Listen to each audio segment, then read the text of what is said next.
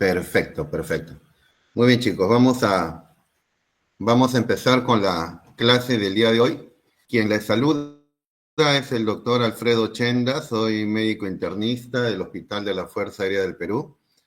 Y en esta oportunidad, bueno, hemos recibido la invitación por parte de su universidad para poder acompañarlos en el desarrollo del curso, sobre todo en la parte práctica, ¿no? Y en esta oportunidad, bueno, se me encargó a mí el compartir con ustedes la parte de lo que es, ¿no?, la evaluación semiológica del sistema sensitivo, que es lo que vamos a ver el día de hoy.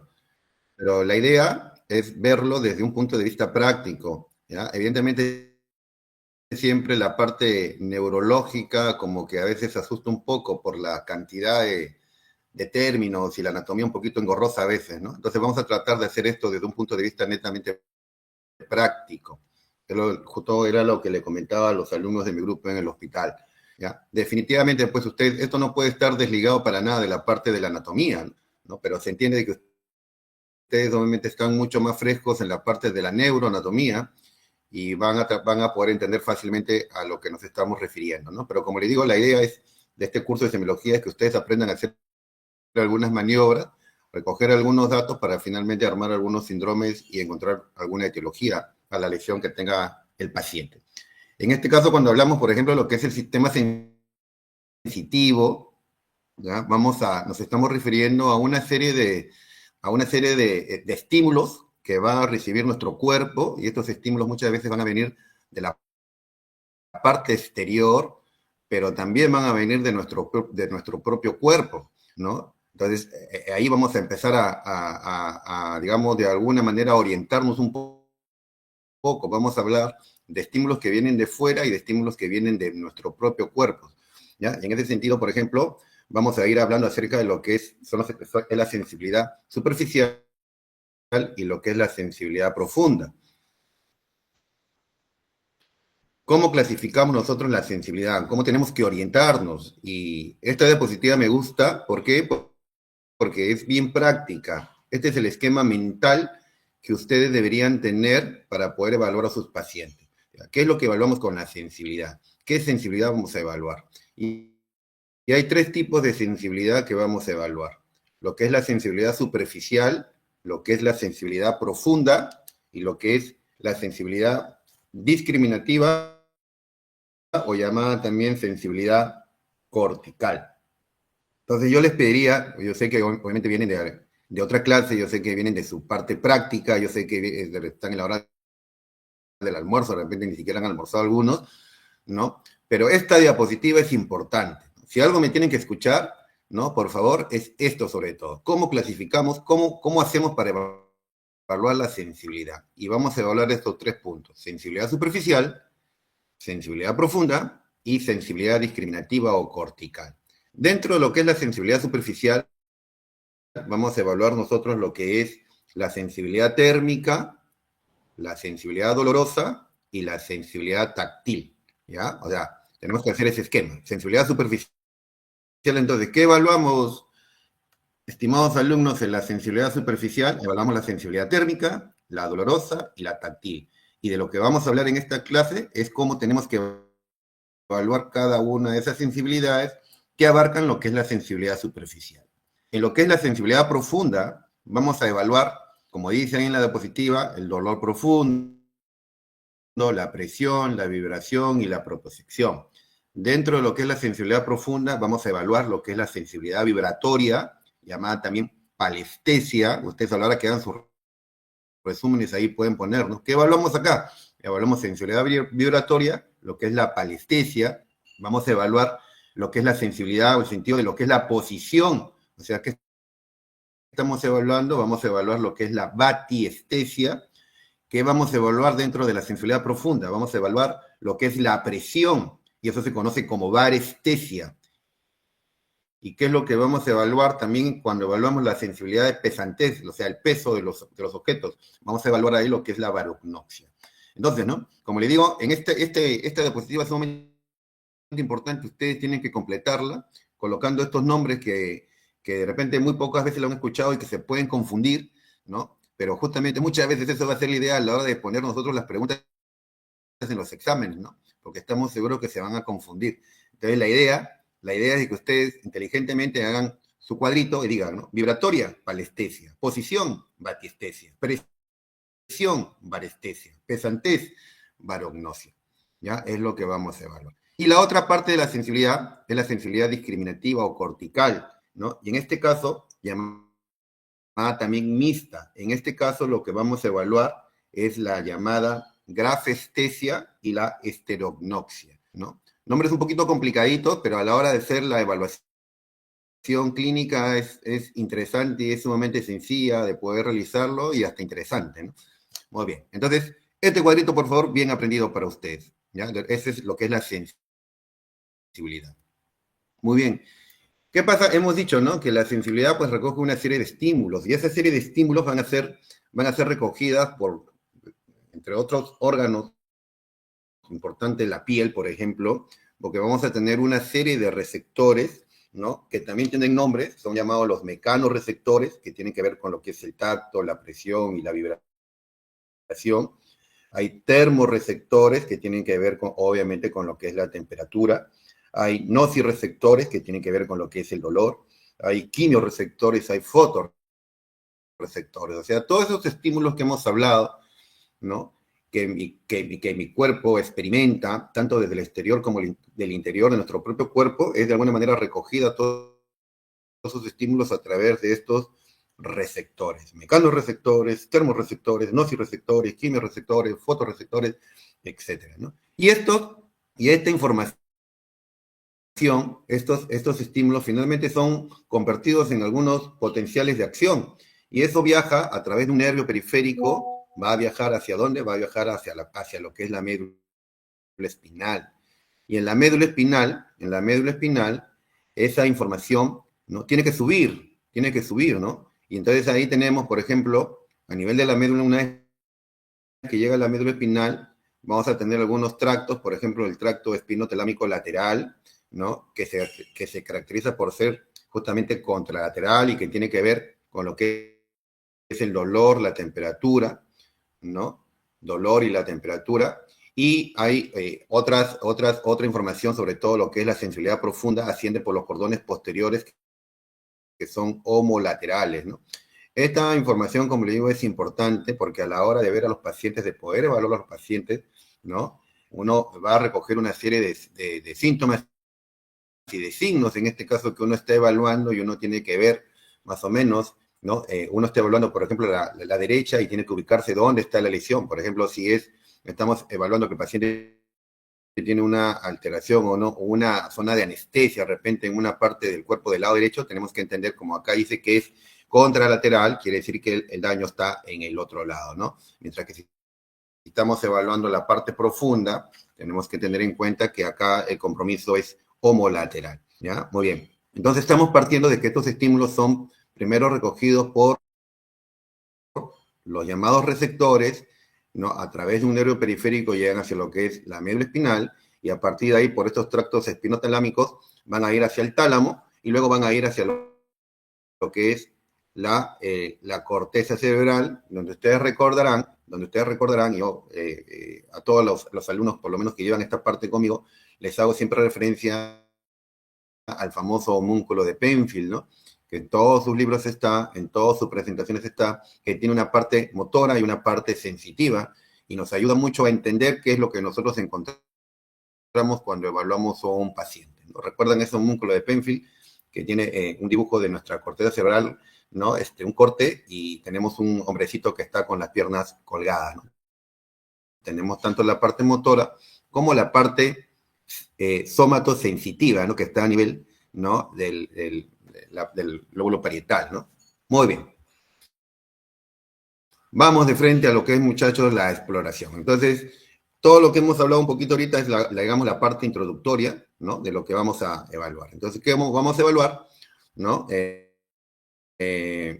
Cada vez que evaluemos al paciente desde el punto de vista neurológico, es importante explicarle al paciente qué es lo que se busca con cada exploración. No es que el paciente, por más que tenga cierto trastorno de sensorio, o por lo menos a la familia, siempre hay que decirle qué es lo que vamos a hacerle, qué es lo que estamos buscando, ¿no? Y sobre todo hay que instruirlo. Muchas veces, por ejemplo, hoy día hacíamos la práctica con la gente de mi grupo y les decía, ¿no? Hay que enseñarles cómo se hacen las maniobras hasta 3 veces, repetirles para que se los grabe, ¿no? Y pueda hacerlo correctamente, ¿no? Porque si no tiene idea de cómo se van a hacer las cosas, de repente lo hacen mal y nosotros podemos concluir mal. Entonces, definitivamente todas las maniobras que le vamos a hacer tenemos que ser muy claros, muy concisos y explicarle al paciente cómo lo va a hacer. ¿Ya? Obviamente, en pacientes que están inconscientes esto va a ser un poco más difícil, ¿no? Y para eso tenemos que observar bien si el paciente, cada vez que nosotros examinemos, en general todo, ¿no? Así examinemos el abdomen o evaluamos la parte neurológica, si el paciente tiene cierto trastorno del sensorio, tenemos que verle la cara, ¿no? Tenemos que verle la cara a ver si es que hace algún tipo de señales, algún tipo de gestos, ¿no? Entonces, para la exploración es importante ver si el paciente está de alguna manera lúcido o consciente, o si no lo está. Y si está consciente, hay que explicarle bien todo lo que tiene que hacer, qué es lo que vamos a hacer con él. ¿No? Para examinar al paciente, en la medida de lo posible, pues este debe estar física y mentalmente relajado, y es importante que el ambiente pues sea un ambiente tranquilo, silencioso y con una temperatura pues adecuada, porque justamente vamos a evaluar eso, ¿no? Muchas veces vamos a evaluar temperatura, vamos a evaluar lo que es la parte de la vibración, entonces el ambiente tiene que estar acorde para poder hacer una buena evaluación. Y es importante que cada vez que nosotros pues vamos a hacer la evaluación y vamos a explicar, ¿no? Cada vez que nosotros expliquemos hay que tratar siempre de que el paciente pues esté atento a lo que, en la medida de lo posible, evidentemente esté atento a lo que le vamos a decir, o sea, inicialmente el paciente tiene que estar con los ojos abiertos, pero van a haber algunas maniobras, la mayoría, en la que vamos a pedirle que el paciente pues cierre los ojos, o en caso contrario habrá que taparle los ojos, habrá que vendarlo, ¿no? Para poder concluir. Vamos a empezar con lo que es la exploración de la sensibilidad superficial. ¿Ya? Acuérdense que la sensibilidad superficial, como comentamos en la primera diapositiva, evalúa tanto la sensibilidad térmica, la dolorosa y la táctil. Entonces vamos a evaluar cada una de ellas. ¿Ya?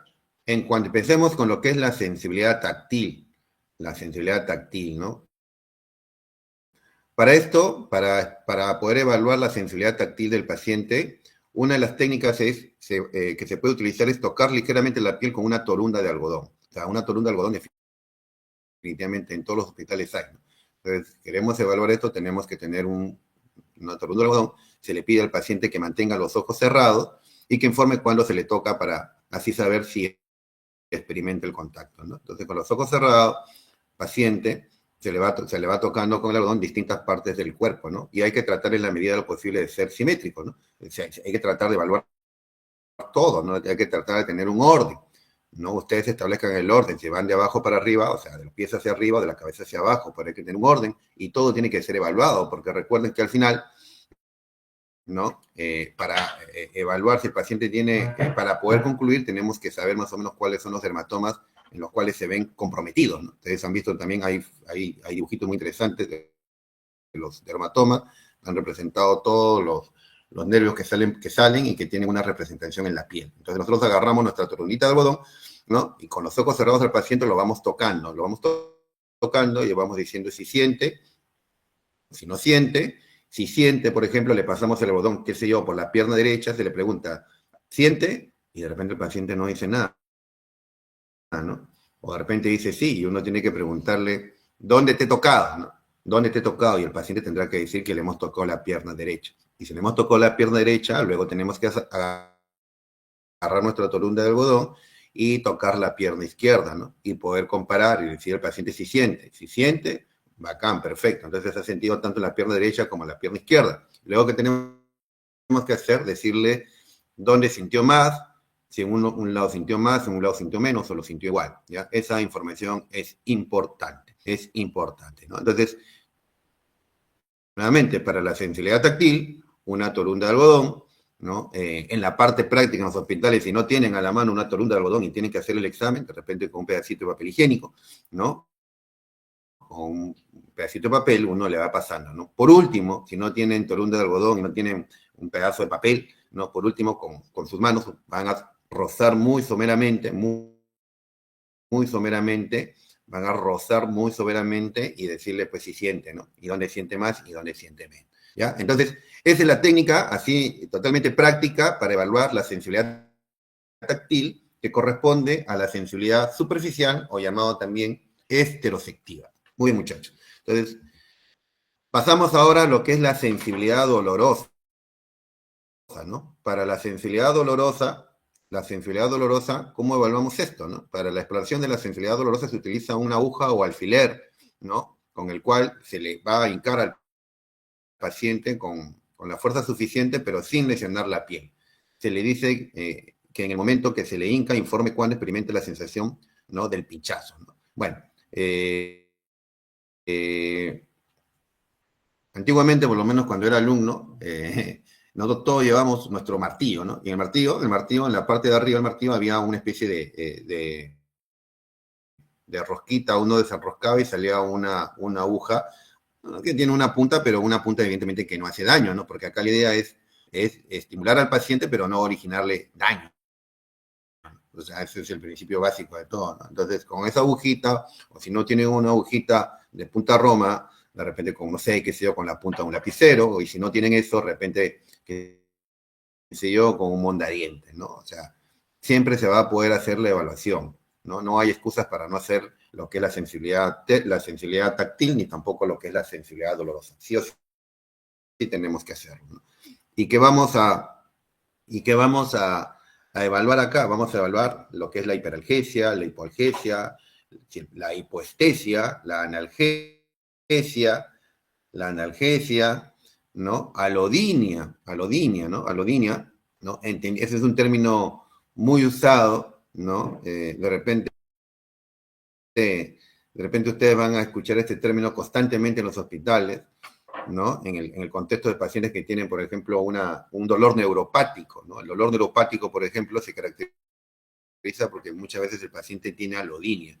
¿Y qué es la alodinia? La alodinia es la sensación del estímulo exagerado a cualquier presión, sobre todo cuando hay algún tipo de disestesia. Vale decir, ¿no? O sea, por ejemplo, ¿no? Yo agarro mi algodón para evaluar lo que es la sensibilidad táctil, ¿no? Y el roce del algodón no es que el paciente lo sienta, sino el paciente siente un dolor. Y no es que siente un dolor, sino siente un dolor exagerado, ¿no? Aunque parezca mentira, esto se ve, ¿no? He tenido oportunidad de hacer eso justamente, ¿no? Pasar un pedacito de papel higiénico por una parte de repente del miembro inferior de los pacientes y le origina dolor a tal punto que tienen que retirar el miembro que uno está estimulando con una torunda de algodón o con un pedacito de papel higiénico. Eso se llama alodinia. Es la sensación de dolor frente a un estímulo menor.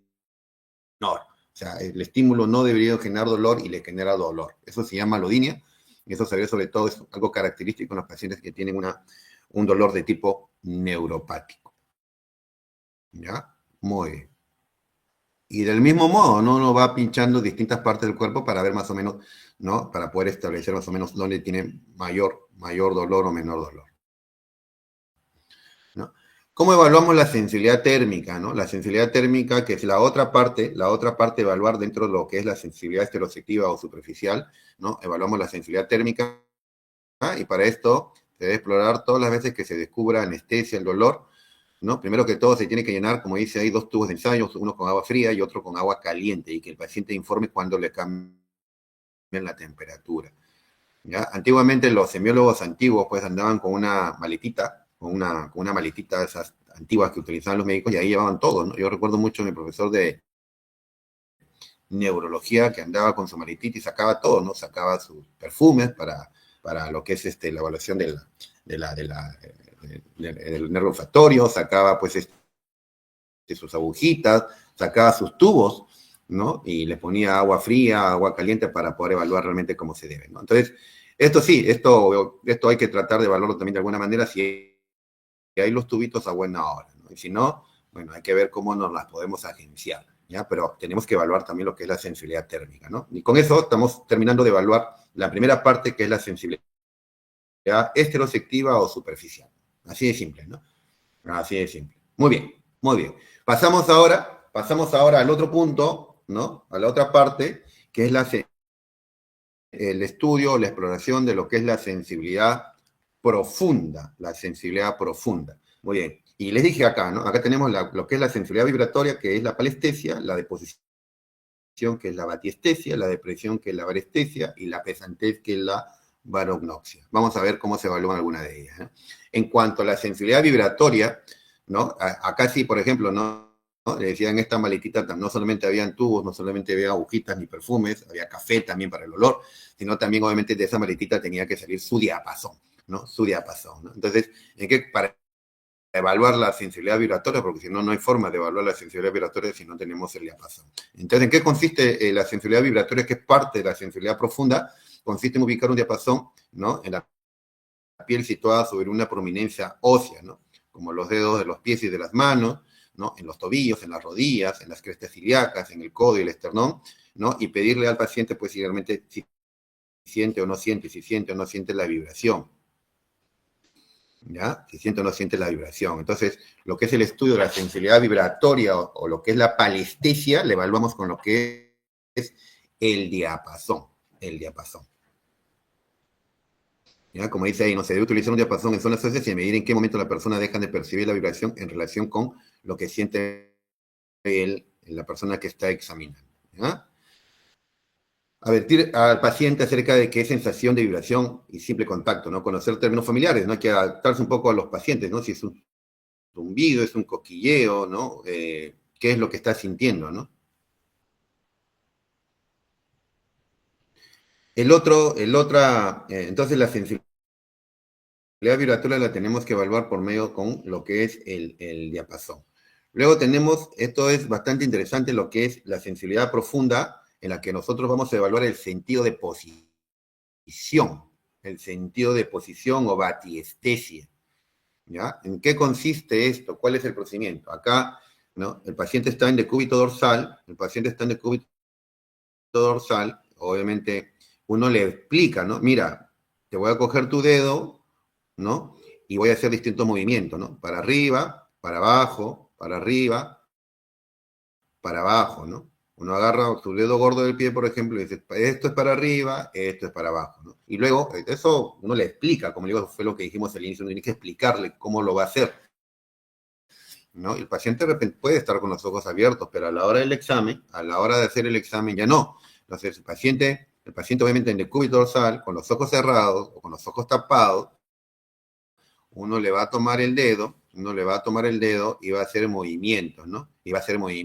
Se supone que ya lo explicamos, inicialmente le dijimos, uno cogió su dedo gordo y lo puso para arriba y le dice, esto es para arriba.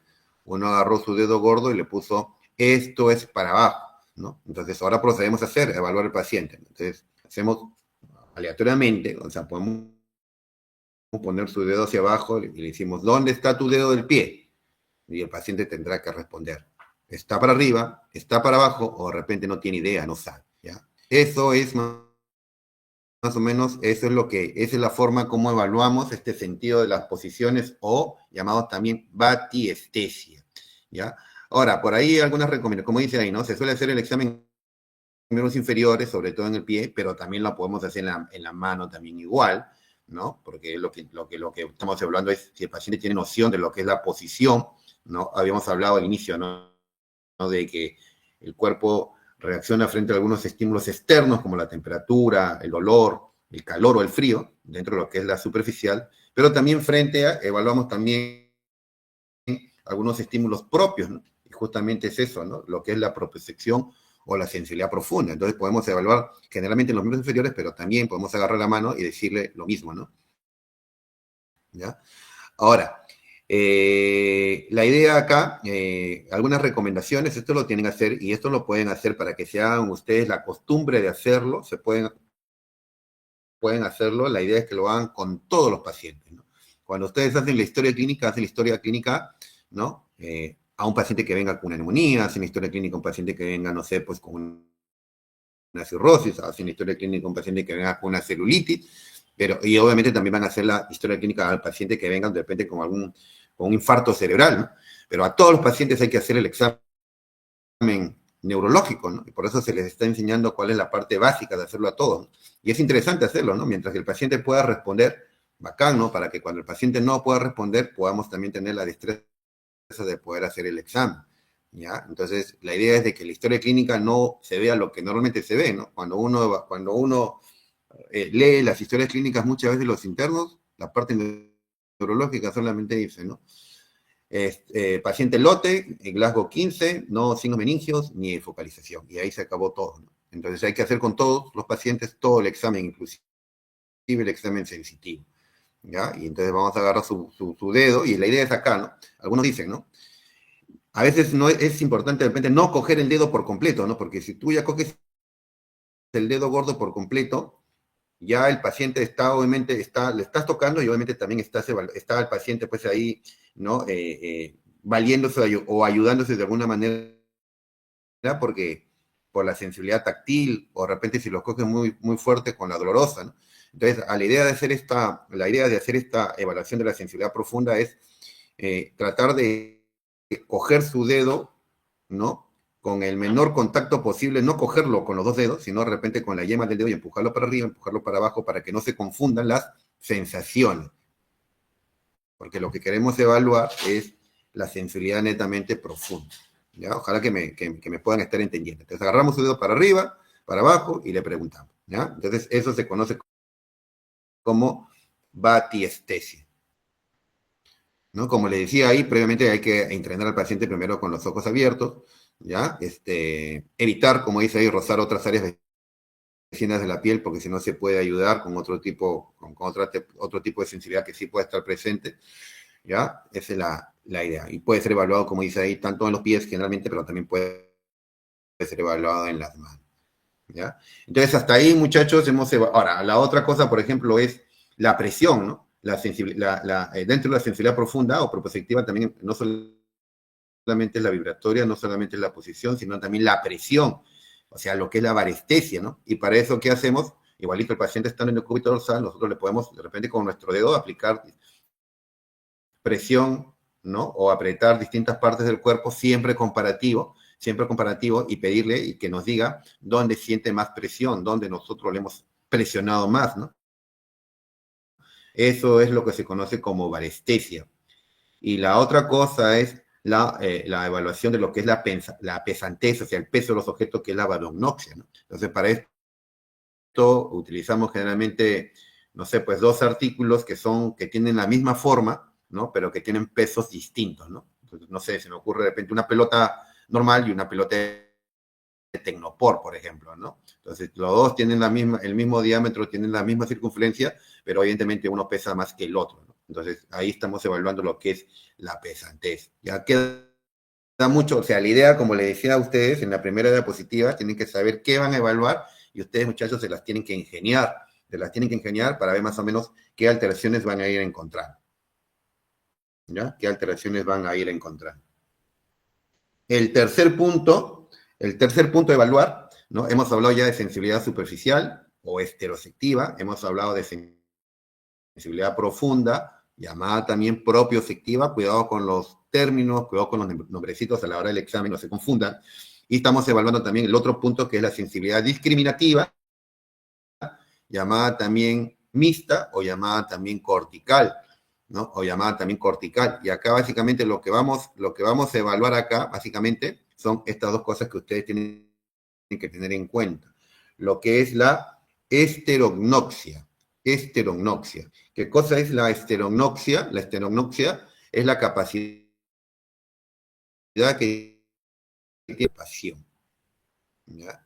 Entonces, es la capacidad, ojo, ¿qué es la esterognoxia? Es la capacidad que tiene el paciente o que tiene la persona para poder identificar los objetos por la palpación.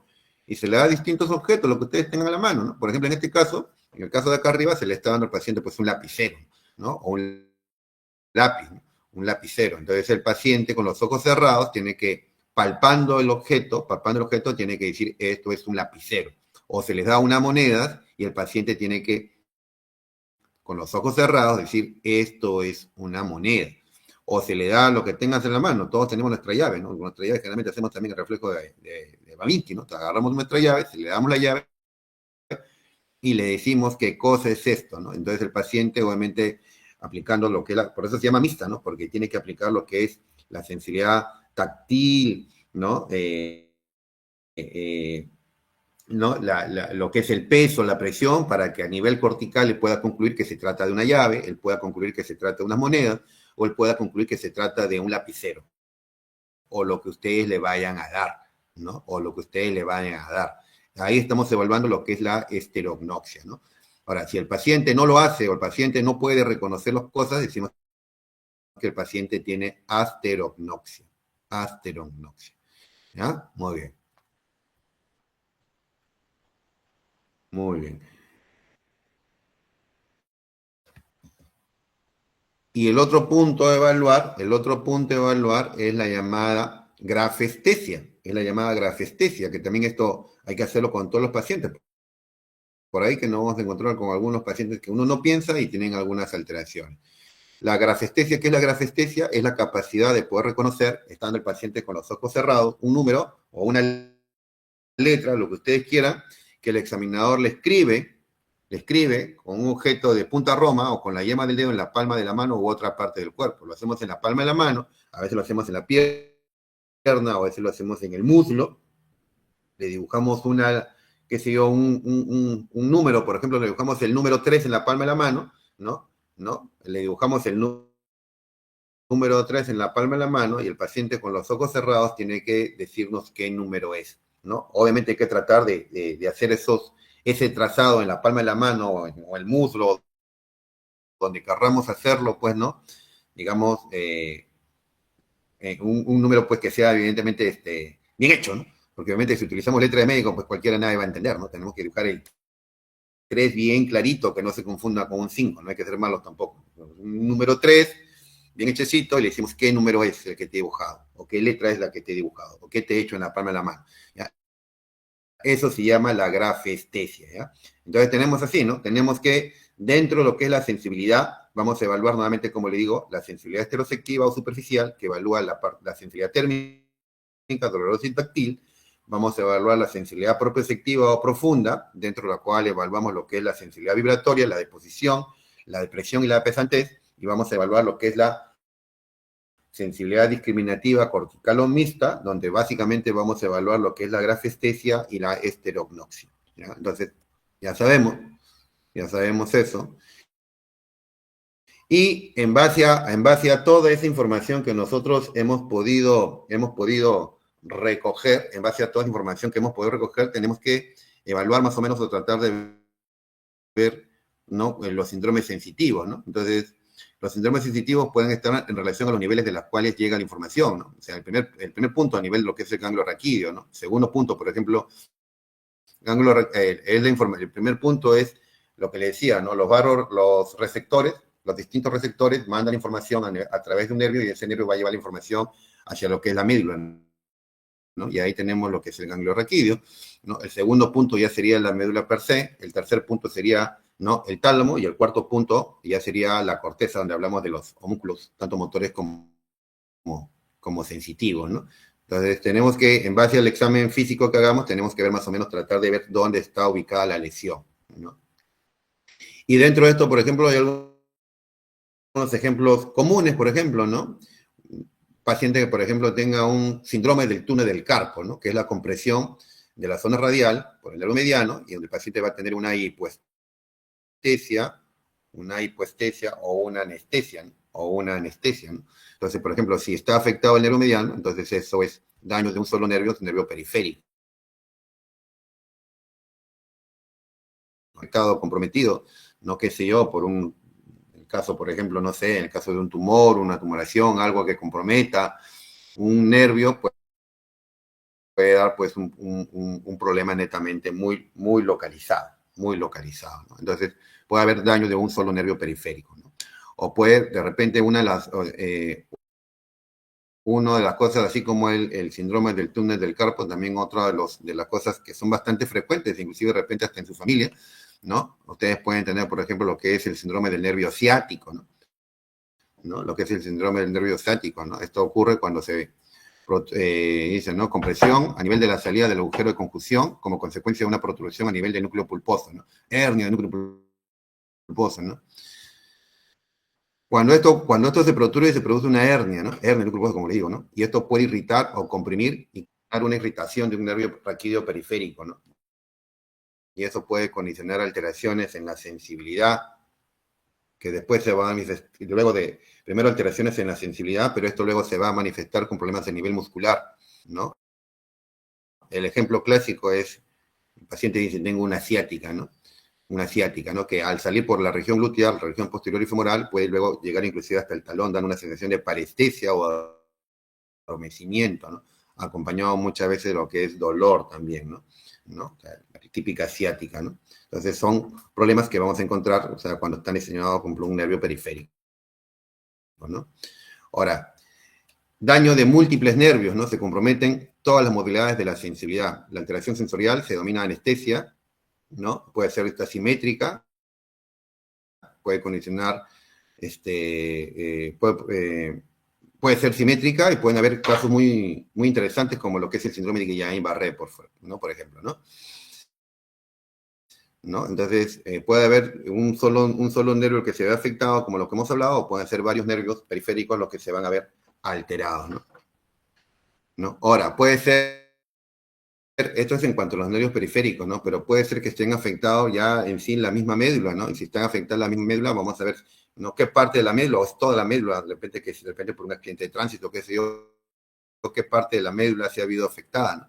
¿Qué pasa, por ejemplo, cuando hay daños en las raíces posteriores? Habíamos visto de que las raíces posteriores tienen mucho que ver con lo que es la sensibilidad profunda, ¿no? Entonces, cuando se lesionan las raíces posteriores, se producen grados variables de alteración de la sensibilidad, pero una localización que se ciñe muy cerca de un dermatoma, ¿no? La causa más frecuente de una lesión radicular probablemente sea una herniación de un disco intervertebral, ¿no? O sea, una hernia, por ejemplo, ¿no?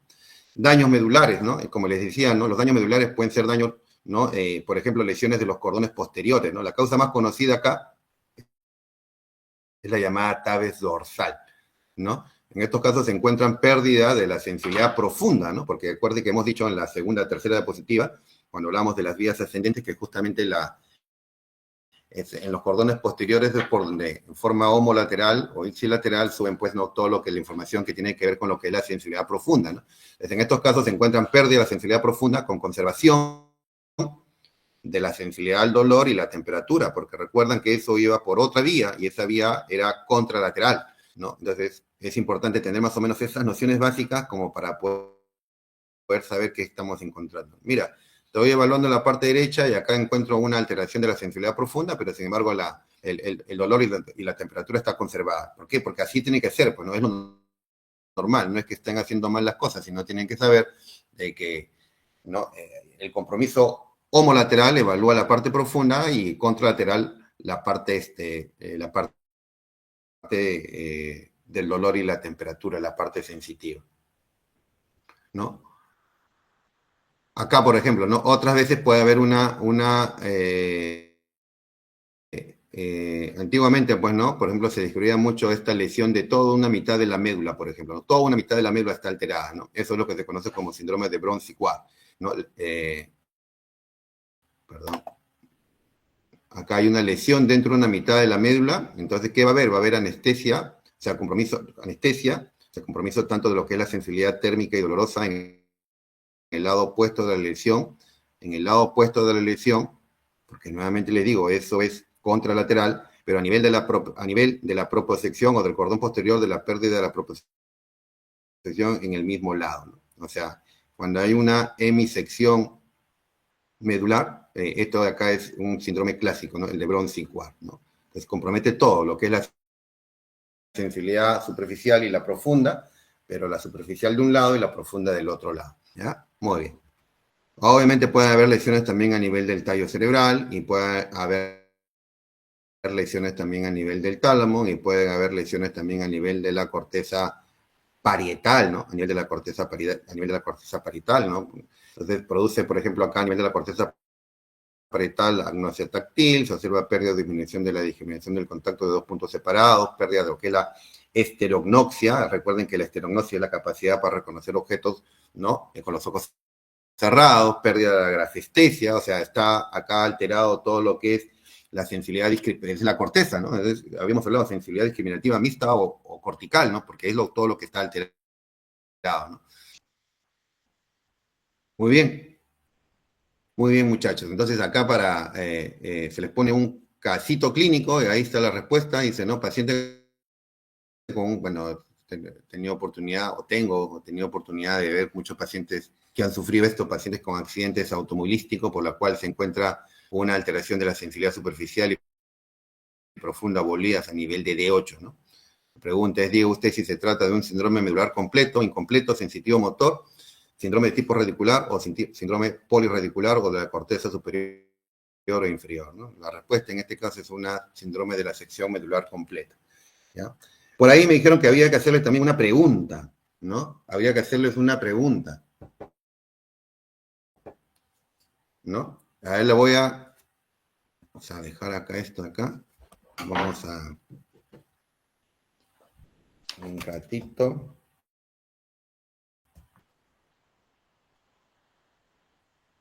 Un ratito, déjame ver acá. Está mi pregunta que le he preparado.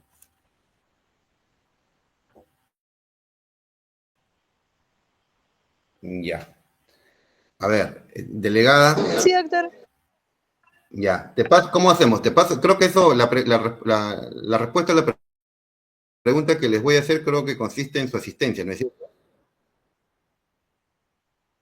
Ah, doctor, se tiene que activar el Class Point en su PPT. Ah, ya. Y si no puedo, no, me dijeron también que había la posibilidad de hacerlo por un Google Form, Sí, algo así. sí, doctor, también se puede hacer por Forms de asistencia. Ya, entonces mira, ¿qué te parece si yo te paso una preguntita y ahí que me conteste? Porque es lo que me dijeron, había que mandar Sí, doctor, está una bien. pregunta para que ahí contesten y eso se considera. Ya te lo envío ahorita, ¿ya? Está bien, doctor. Te envío una preguntita muy fácil, ¿ya? Que por ahí la modifico para que vaya dentro del balotero que voy a enviar para sus preguntas y a ver, traten de contestarla, ¿ya? Les voy a leer qué es lo que les estoy pasando para que lo puedan contestar, ¿ya? Te trata un caso clínico de una mujer de 48 años de edad que presenta desde hace 2 días adormecimiento y hormigueo en la pierna derecha, limitado a la cara lateral de la pierna y dorso del pie. No hay debilidad, pero refiere dolor irradiado desde la región lumbar. ¿Cuál es la estructura más probablemente afectada? ¿No? Las alternativas son corteza parietal izquierda, la alternativa B, nervio periférico femoral, la alternativa C, la raíz del E5, la D, médula espinal y cordón posterior, ¿ya? Entonces les paso esa preguntita para que la puedan responder, ¿ya? Y eso sería todo por parte mía. Ojalá que les haya podido ayudar. Como les digo, he tratado de ser muy puntual, sobre todo en la forma como tienen que examinar, ¿no?